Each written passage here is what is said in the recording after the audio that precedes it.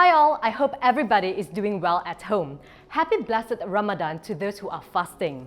This year is going to be different because for most of us, we will be spending all our time at home. But this can actually be a really positive thing because that means more time with your family, more healthier home-cooked meals, and also more time to do your workouts. So in encouraging all of you to continue to stay active at home, I've put together a 30-day workout playlist for you on my YouTube channel. The link is in the description box below. A lot of you have also been asking questions such as how frequent should I work out? How long should my workout session be? What type of exercises to do? And when is the best time to work out? So in this video, I'm going to share with you 7 tips on how you can continue to stay active during Ramadan. Let's be realistic. During the month of Ramadan, your goal is to try and maintain your current fitness level and lean muscle tissue. So this is not the time to be trying out new crazy workouts. For those of you who are already exercising regularly, you want to continue your fitness routine at a lower intensity and shorter duration to prevent muscle loss and weight gain. You should not be training at 100% intensity and then stuffing yourself at night. How many times per week should I work out? I would say aim for at least the minimum to maintain lean muscle tissue, which is 3 times per week. 3 times every alternate day will be ideal. But if you have been exercising very regularly, then of course you can stick to your 5 to 6 times a week routine. What you should be doing is plan your workout days prior to Ramadan. For instance, it can be Monday, Wednesday, and Friday. By planning ahead and committing to the schedule, this will give you the discipline and ensure that you complete every workout session without excuses. Next question, how long should your workout session be? I would say stick to at least 20 to 45 minutes per session.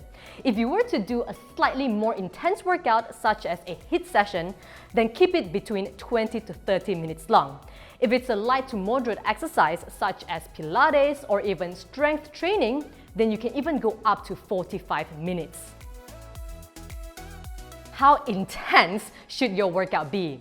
Simply put, your Ramadan workout should be about 30 to 50% less intense than how you would normally work out outside of Ramadan. Remember, this is not the time to increase the intensity of your workout or to try new crazy exercises. Stick to the workout routine you have been doing and regress by decreasing the weights, number of repetitions, increase the rest time, and you can even choose easier options such as a normal squat instead of jump squats. The next question is probably what most of you would want to know. When is the best time to work out? Well, it is definitely not when you're fasting or starving. Only train when you know you can have food and fluid in your body. Training when fasting can be more harmful than beneficial.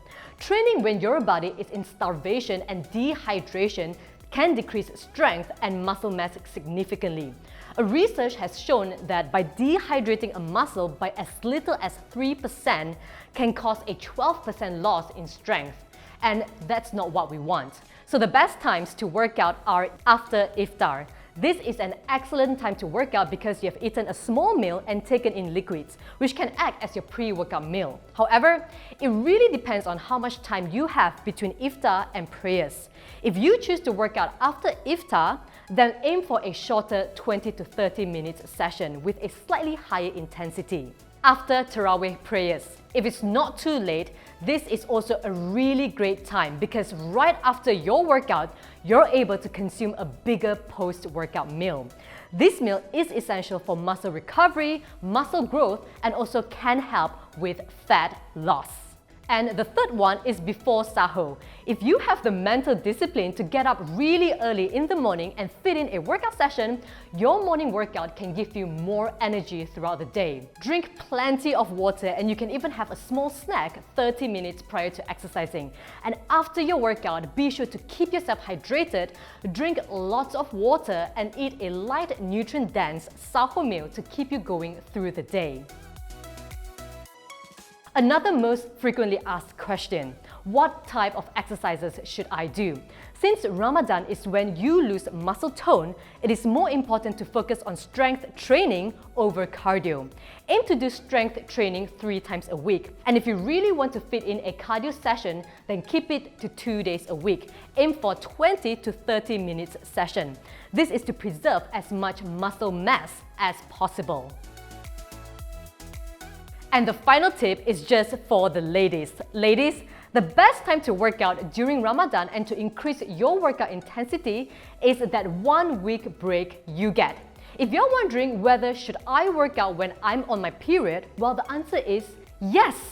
If you feel absolutely fine, then perform your workout as usual and give it your 100% effort. If, however, you do experience stomach cramp or discomfort, then take it easy and do gentle exercises. So remember to enjoy Ramadan this year.